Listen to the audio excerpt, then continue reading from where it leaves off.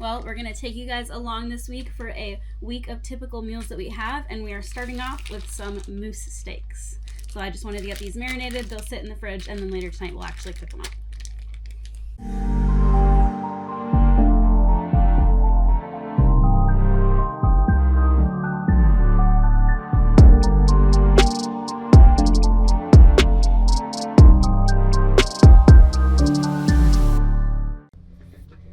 So to go along with our moose steaks tonight, I'm also going to cut up some of this acorn squash, and we're just going to roast it in a pan.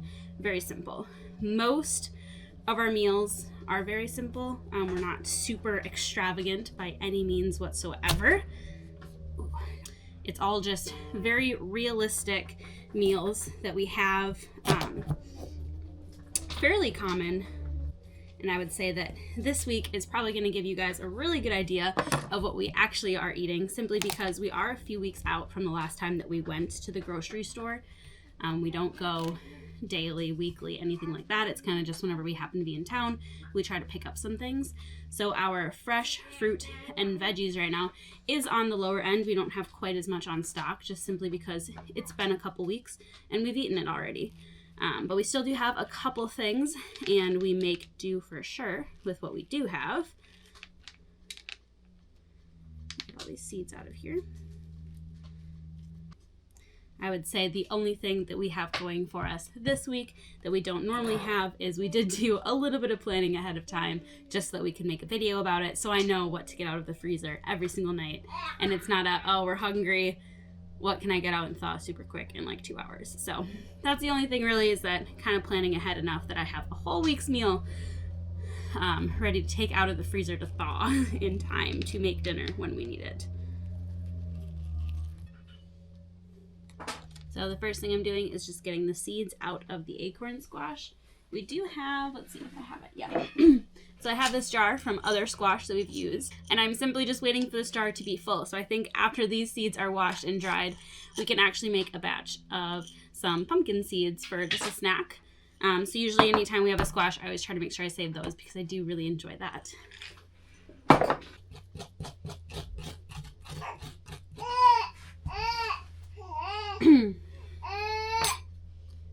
And we do very frequently get asked about where we bought these knives. So just right away at the beginning of this whole video, I'm going to say that we got them off of Amazon. I do really like them, and I did 100% buy them simply just because of the way that they looked. I thought they looked really cool, and I'm happy with them. You definitely could be spending more money to get a nicer quality knife, I think. But for the price that I paid, they are so much better than just the cheap knives you can get, and you know, they're pretty, so I really like them a lot. And we'll make sure to have a link for those knives in the description of this video too, if anyone wants to just go take a peek at them, just because it's a pretty common question that we get.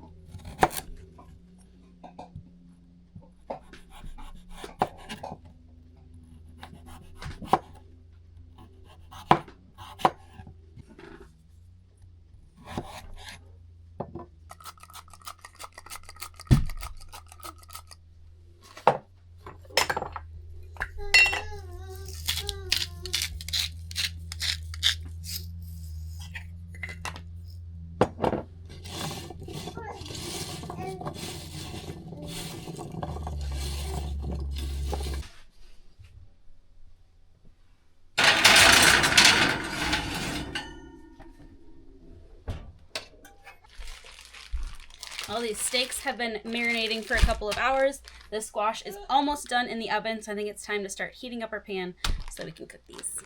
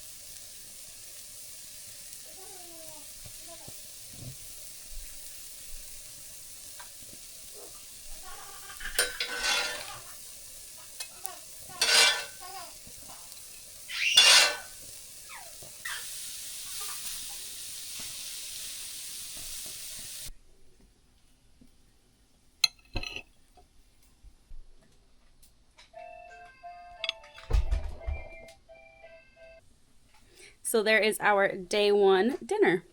Some moose steaks and acorn squash.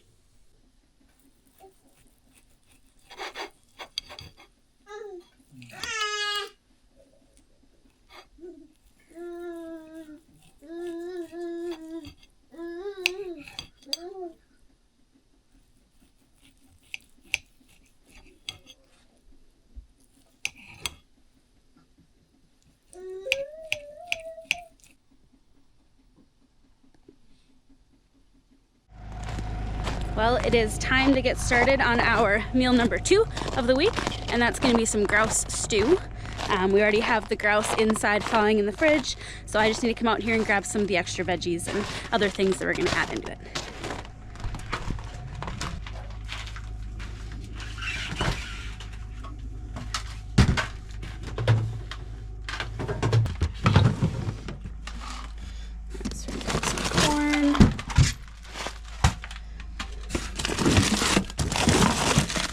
Some of our carrots that we grew.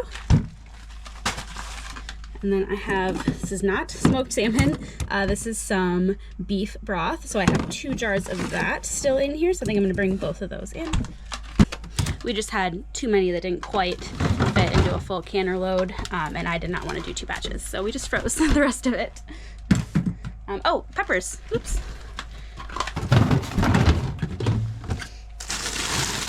So all we have is a giant bag of peppers. We don't have a small one, but we're gonna bring that in. I absolutely love these bags. They are so nice. I think they've changed the style since I bought them, but I do plan on buying more of those. They're very convenient. We do have some, let's see, there's some birch oyster that we grabbed in the fall. We've had it a couple times. This is the last bag that we have. I don't think Cody's probably gonna want this in the stew, but I'm not really feeling it this time. So I'm just gonna pass on that one. I probably should have brought a bag or a box or something to carry all of this back in. We do already have some sourdough started for dinner tonight to go along with this stew. If anyone's interested in how we make that, our Friday video this week should be kind of the process about how we make sourdough, because we are starting to do that again.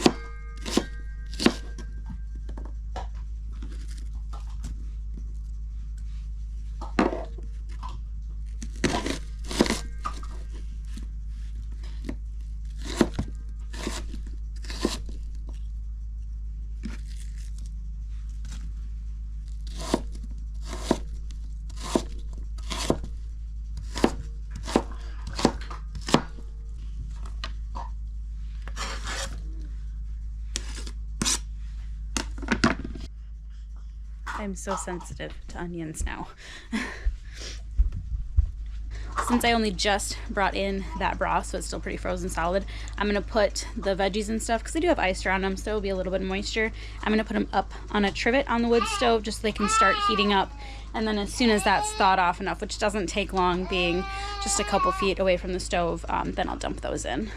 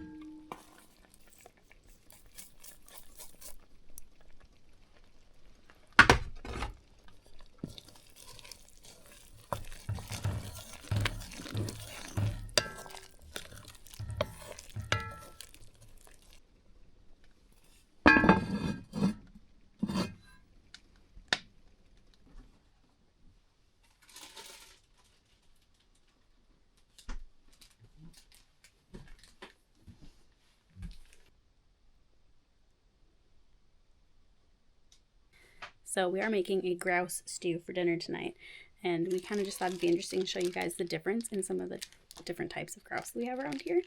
So we've got this darker meat is from a spruce grouse, and then this whiter meat is from a ruffed grouse. So we thought that was pretty interesting. I think as far as I can tell, they taste exactly the same. They just look very different.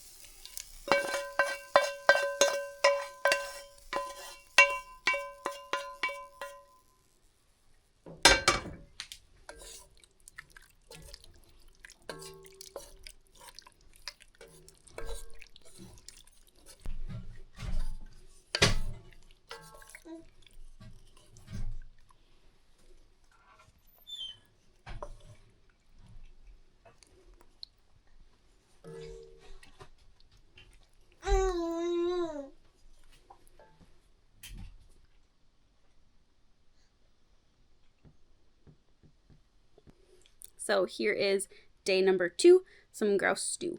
We do like to cook the grouse separate, just on a pan, because it doesn't take very long and it always turns out really good. And then also the purple carrots do make it look a little darker in color and kind of gray, but it's really good and totally worth it. So we are going to chow down. Day 3 dinner is going to be some of our dip netted salmon that we got last year. We went down to Casiloff and we got 34 in total. And ever since then, we have been so excited to go back and get some more.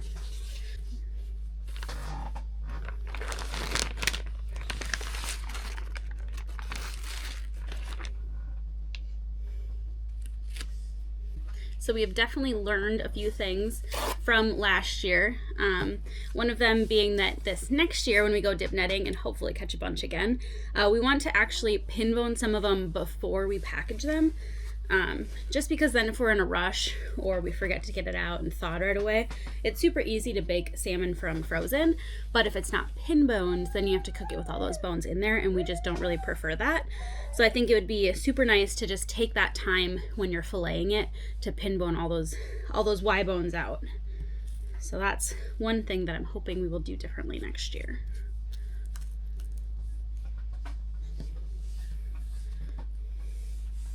I also think we're going to freeze them just a single fillet in each package.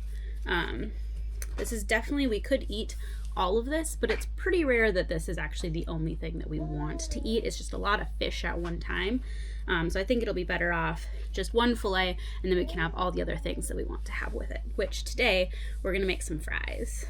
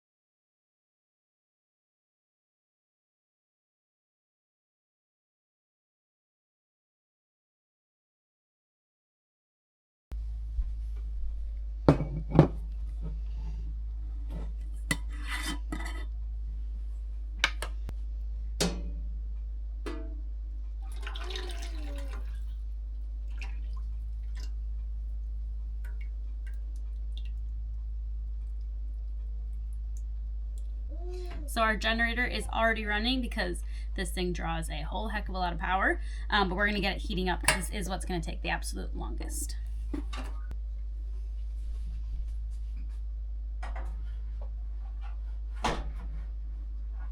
And you can just always ignore that time. It is wrong 24/7. So we've got it at staying on, and it's gonna be about 100, it's gonna be about 360 degrees is what we're aiming for.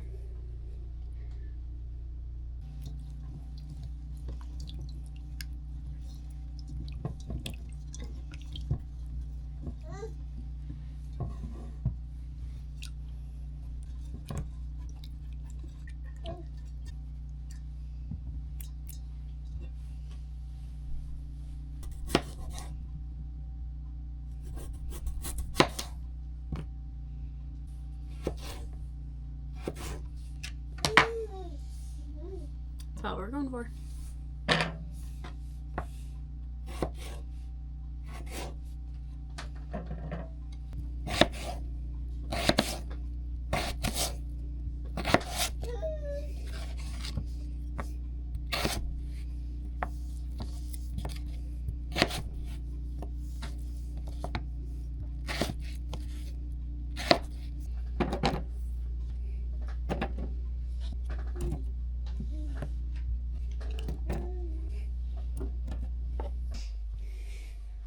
Well, our oil is finally preheated, so we're going to get the potatoes going, and then at the same time we're going to set the oven to 400 degrees and put the salmon in right away.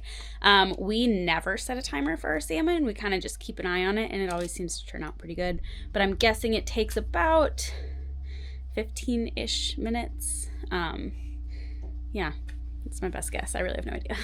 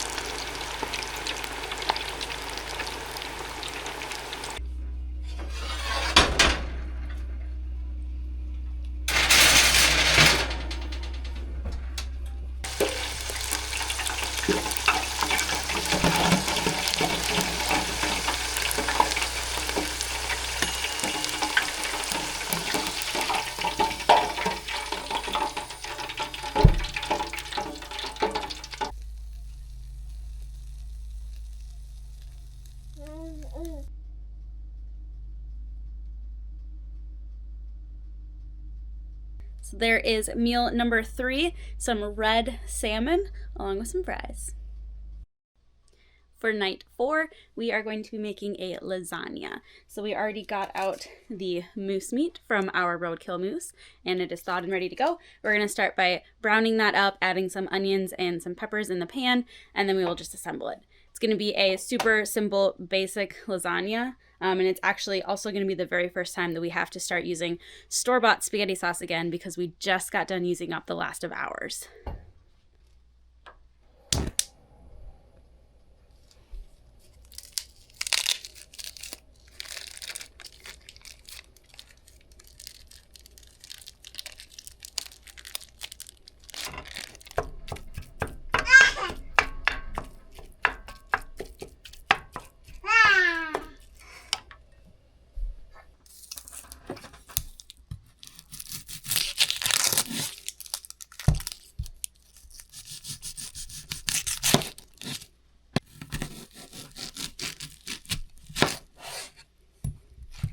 What do you think about that?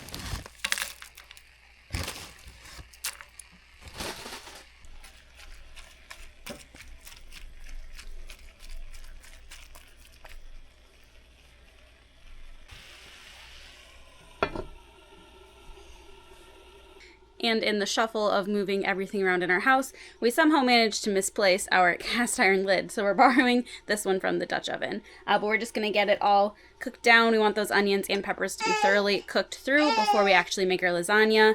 And then we will get that assembled and put in the oven.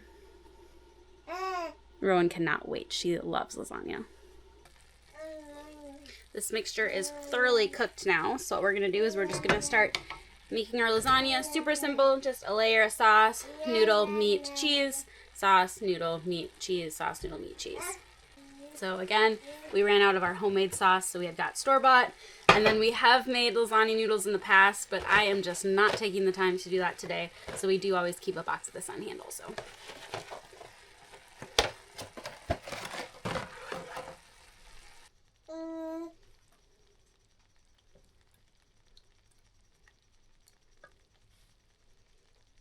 So the temperatures did plummet today, so it is very cold. I think this is going to be the perfect meal to have. It's going to be nice and cozy. Comfort food.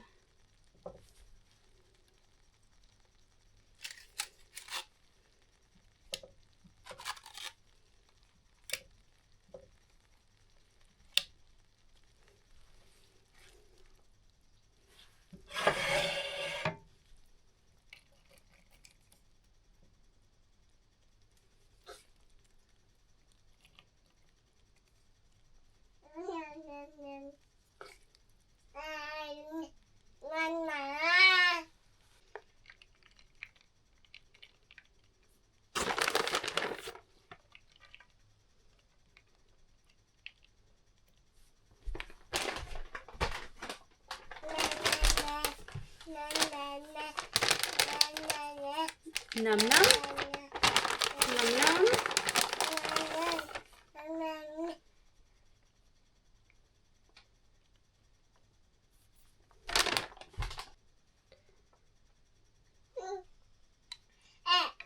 What about you? It's bath night for you for having lasagna. You get messy.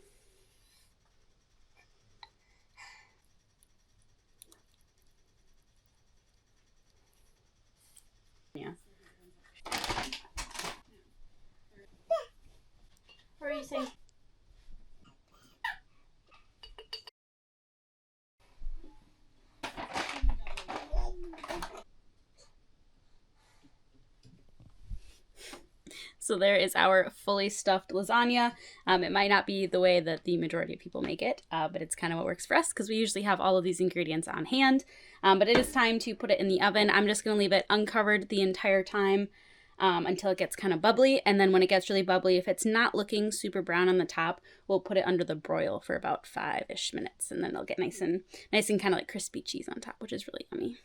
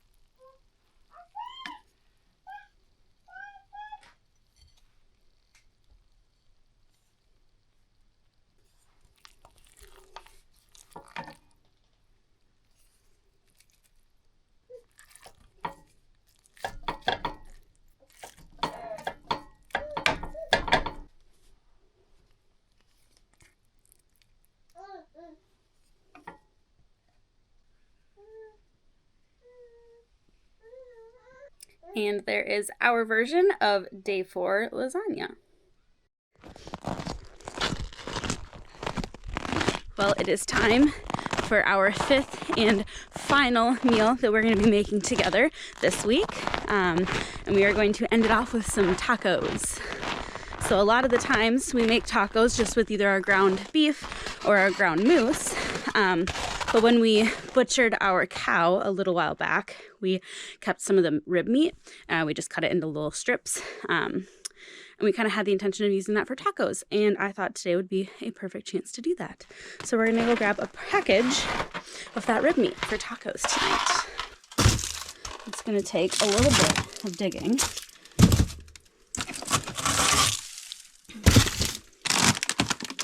It should be in one of these bags somewhere in this section.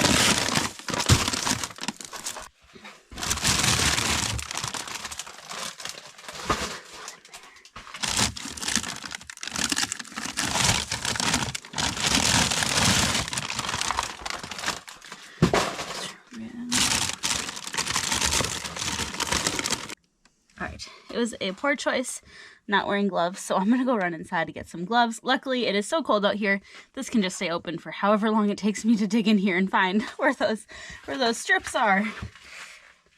You can see it.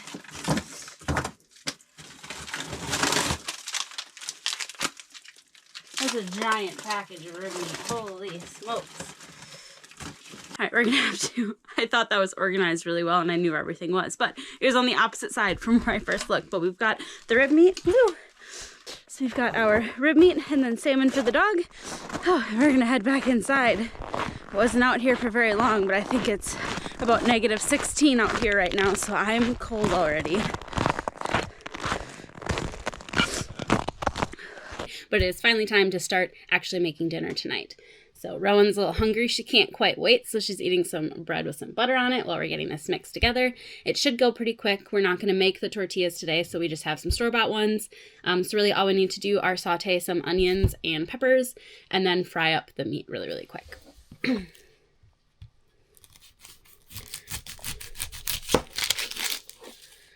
I would also like to remind everyone that we don't go to the grocery store that often, so we are very low on what we have available for groceries. So these tacos might look a little sad for what we can put on them for toppings. Specifically, we don't have any lettuce or kale or any leafy greens like that, which makes me a little upset, but they're still good without it, just not quite as good.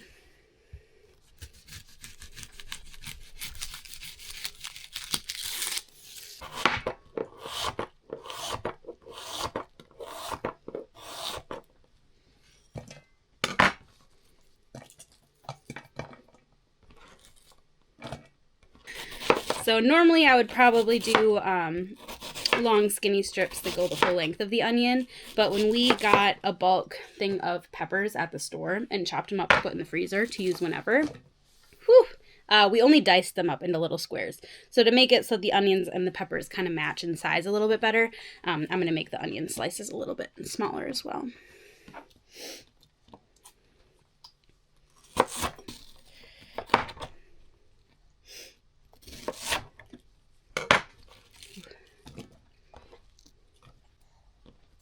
So there's our onions. Now we just need to go grab some of our frozen peppers to add into it, get it on the heat, and just kind of cook it down. Ideally kind of low and slow, but I might up that heat a little bit today. So I'm not necessarily caramelizing the onions this time around. I'm going to just kind of basically sweat them out and just get them so that they're mostly cooked. So in this bag we got some orange and red peppers too, which I always think is a little bit more fun. I do prefer green the most flavor-wise, but I really like having the extra colors and everything, and just in any application, if you can add more colors, I don't see why you wouldn't do that. So I think it's very fun. So I'm kind of just eyeballing. I don't know how to tell if it's about half equal peppers and onions, but since we don't have a lot of other things to throw on our tacos, I'm guessing we're going to throw quite a bit of this on there. So I am just going to add a little bit of this beef tallow to it, just because I don't really want it to burn to the bottom. I'm going to kind of be cranking this heat just to get it cooked a little bit quicker. So I'm just going to add a little bit of that. And I think I'm even going to throw on the lid, to which we still have not found our cast iron lid. It's becoming a little bit of a mystery because we use that almost daily, so I'm a little confused how we haven't found it yet. So we're going to throw that blue Dutch oven lid back on here again and just kind of let it. So we're just going to kind of let it cook and steam a little bit.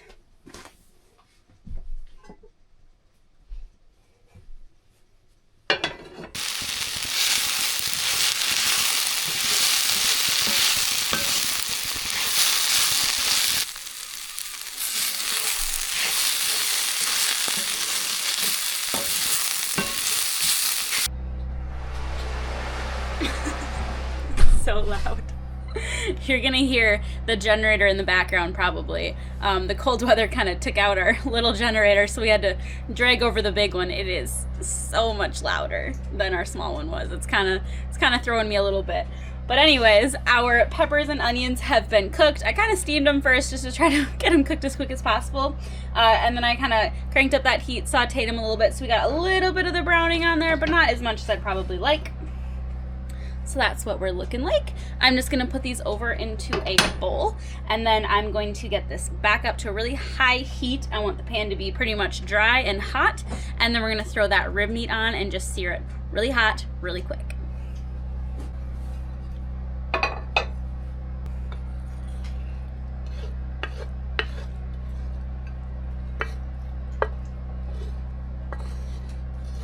Should do a tester one. That is not hot enough. Not yet. I'm too impatient. So I definitely put this one on way too early. The pan is not hot enough. That's okay. That's why I only threw one on there. It's kind of just going to be our little tester. These pieces are also a lot bigger than I remembered them being. I'm trying to decide if I want to cut them into kind of some smaller strips beforehand. So I think I'm going to let this one cook fully, give it a taste test, and see before I determine what to do with the rest of it.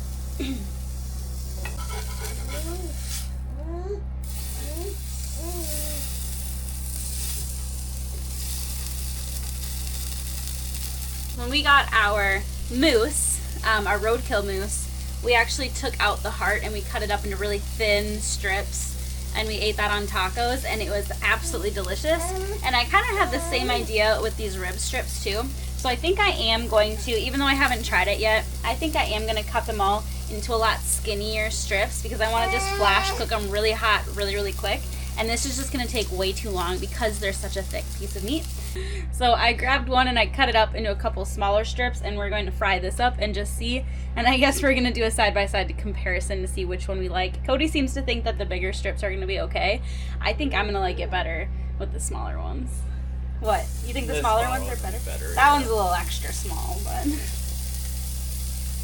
the smaller ones will be better. Yeah, they will be. For a taco, yeah, for sure. Yeah. This thing belongs on a hot dog bun. Did that need cooked a little bit more in that corner? Or do you think that's okay? Okay. Alright, I guess we're gonna do our taste test first. That's gonna be hot. See if it's cooked in the middle even. Uh-oh. I told you, there's some sinew in these, which surprised me. I didn't realize that there was. That's not cooked right there. No, that was very raw. Like I said, I didn't. Okay. Here, try this one.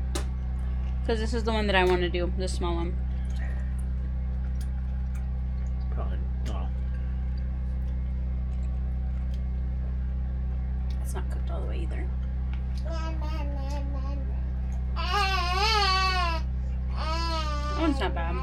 That would be fine for the tacos. Alright, so this is kind of the size of the strips, just really little strips. Each piece, and I'm also kind of cutting them a little bit shorter. I've never actually cooked ribs before any other way other than having them in a crock pot or a Dutch oven for a long length of time. So when we did that little test of frying them up quick, they were a lot tougher than I expected them to be. And cutting them up, I feel like there is some sinew that kind of runs through the rib, which I didn't realize was going to be the case. So this is probably something that we should have tried making before deciding to show the world that this is what we're having for dinner. But this is also pretty typical of us. We kind of just jump head first into a lot of things, even if we've never tried it or researched it. So you kind of get to come along for the ride on this one. You're too cute. Is Mom doing a good job? Thank you. Thank you. She's just sitting in the background clapping. Let's cook this up, yeah? High five. Yeah. High five. Yeah. Okay.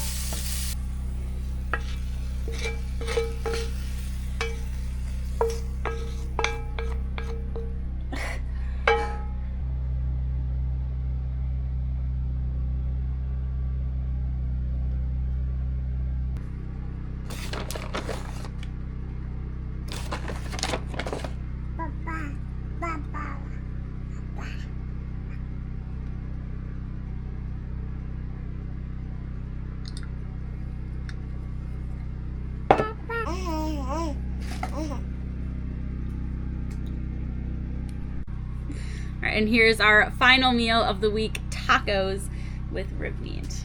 I'm a little not sure. I thought this one was going to be my favorite. I'm not so sure anymore based on how the cooking of that rib meat went. Oh yeah, here. Here's got cheese.